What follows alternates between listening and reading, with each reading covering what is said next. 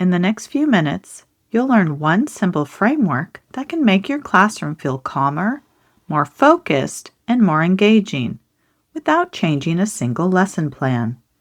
If your room has ever felt chaotic, flat, or just off, this episode is going to give you a way to reset the energy using what's already in your space. Welcome to the Voice of the Student podcast, where real student stories meet the science of well-being, energy, and learning. I'm Dr. Kelley Spence, a well-being specialist, education advocate, and author of The Voice of the Student, here to help reimagine education so that teachers are better resourced, students are truly seen, and classrooms become places where both can thrive. This space is dedicated to you, hardworking teachers and educators, offering grounded, science-backed, energetically aware strategies to support your well-being so your classroom can better meet and exceed the needs of your unique 21st century students. So take a breath, settle in, and let's explore how caring for your nervous system, your intention, and your energy is one of the most powerful ways to transform education from the inside out. Everything in this movement to reimagine education for both teachers and students rests on a simple truth. When we regulate the adult nervous system first, we create the conditions for adolescent brains to feel safe enough to learn, take risks, and engage more fully in the education experience. When your body is grounded and your energy is intentional, you can design a classroom that works with, not against, the teenage brain. So well-being and learning rise together. What if your room could do some of the work for you? What if you could shift your classroom's energy, boost student engagement, and create a calmer, more focused space without changing your curriculum at all?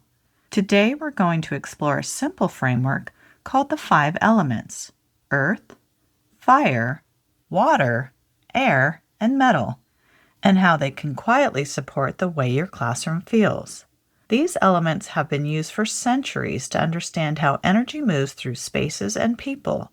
You can borrow that same wisdom to shape a classroom that feels safer, more balanced, and more engaging for both you and your students. You don't need to be an expert in feng shui or energy work to use the 5 elements. For our purposes, think of them as 5 simple anchors for the kind of climate you want to create. Earth for stability, safety, and grounding. Fire for passion, motivation, and energy. Water for calm, emotional flow, and a reset. And air for movement, ideas, and openness. And finally, metal for structure, clarity, and focus. Many large organizations design spaces very intentionally because they know the environment shapes how people feel and perform. Your classroom is no different. The way it looks, sounds, and even moves impacts how teens show up and how their brains process what you're teaching. Inside our online course, The Engaged Classroom, we pair this 5 elements framework with your intentions and routines so your space, your energy, and your practices are all working in the same direction, not competing with each other. So let's walk through each element with examples you can add with almost no extra budget needed. As you listen, notice which ones you're already using and where you might have a gap. Earth. This represents stability and safety. Earth is about feeling grounded and held. Students learn best when their environment signals you're safe here. You might use a small plant, a stone, a piece of wood, or a globe. You can use earth tone colors like greens and browns in a bulletin board, a rug, or a corner of the room. You can start each class with a grounding question like, what's one thing that's going well today? Or what's one thing you appreciate right now? Earth helps students and your own nervous system settle into the space before diving into content. Next is fire. This represents passion and energy. Fire represents creativity, excitement, and transformation. When energy in the room is low or flat, fire is what helps you reignite it. So you might add a warm-toned poster, a small red or orange art piece, or a sunrise photo. You can integrate a short Fire moment when energy dips, like a stand and stretch, a quick movement break, or a fast partner challenge. Fire reminds students this class is alive and your ideas matter here. Next is water. This represents calm and emotional reset. Water is linked to emotional regulation and calm. This element is your ally when students are overwhelmed, anxious, or dysregulated. You might use something like a small water fountain or a simple dish of water on your desk. Gentle water sounds during independent work, if allowed and appropriate. Or calming blue tones or a clearly defined reset spot for students who need a minute to regroup. Water tells students it's okay to pause and come back to yourself. Next is air. This represents ideas, breath, and movement.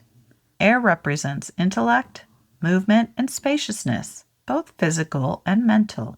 The adolescent brain needs literal air and frequent movement to stay engaged. You could bring air into the classroom with a fan, a hanging plant or a mobile, or images of birds in the sky. You can use a short brain breeze moment, 60 seconds of intentional, slow, deep breathing, a quick stretch, or a brief walk around the room before a new task. Air says you don't have to sit perfectly still to be a good listener. And next is metal. This represents structure and focus. Metal is about clarity, boundaries, and transitions. This element quietly supports executive functioning in students whose prefrontal cortex is still under construction. You might use a bell, a chime, or small metal object to signal transitions. You could also use a clean, simple visual structure like clearly labeled bins, a visual schedule, or a board in the classroom that lets students know what they're working on for the day. Metal reassures your students that you can trust this space. In this classroom, there's structure. So here's a gentle challenge for the week. Stand in your classroom when it's empty and just notice. Where do you see earth, fire, water, air, and metal already represented? Where does your room feel more grounded? Where does it feel cluttered, stagnant, or a little bit chaotic?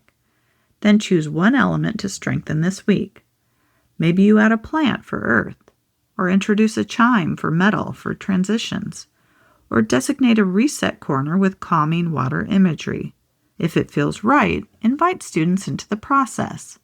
Ask what makes a classroom feel calm and focused to you, and let them help choose objects or images.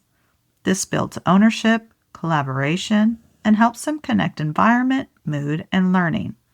You can always adjust or swap items later. Your goal isn't perfection, it's intention. So choose one thing and get started on a 5-element treasure hunt today. The 5 elements are simply a language for something you already know. Your environment matters.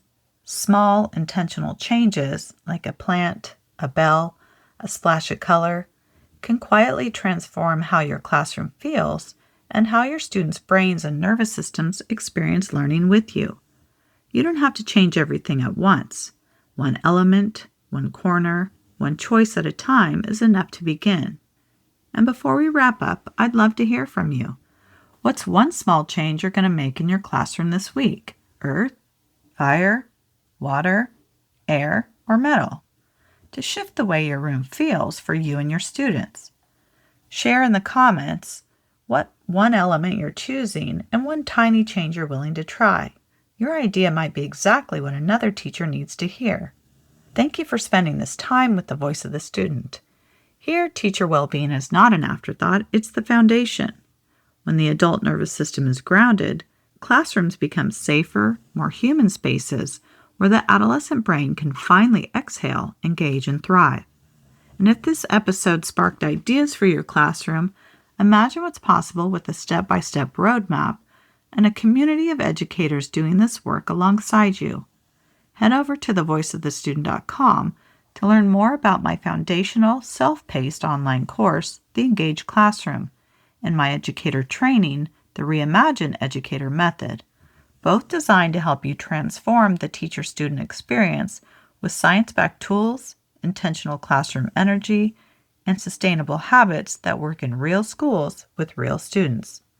And if this episode supported you, please like, subscribe, and follow The Voice of the Student and share it with one teacher friend.